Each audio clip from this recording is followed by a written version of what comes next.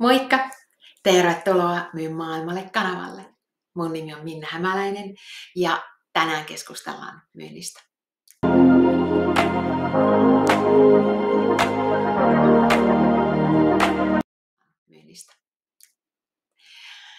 Monta kertaa varsinkin aloittelevana myyjänä sitä lähtee keskittyä siihen omaan tuotteeseen. Eli katsotaan, että mun yritys on vaikka 60 vuotta vanha, olemme tehneet tätä ja sitten lähdetään tätä myyntirakennetta viemään sinne asiakkaalle.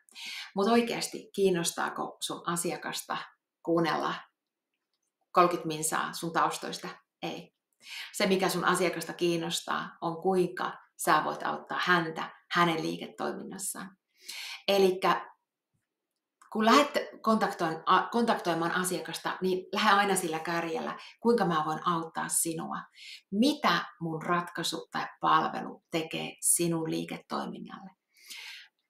Ja tämä vaatii kyllä ajattelua. Tämä vaatii sitä, että sä tutustut asiakkaan liiketoimintaan, joko vierailet hänen nettisivuilla ja siinä ekassa tapaamisessa kysymysten avulla selvität, mikä on sun asiakkaalle kriittistä, missä hän tarvii just sun apua, kuinka sun ratkaisu voi auttaa häntä.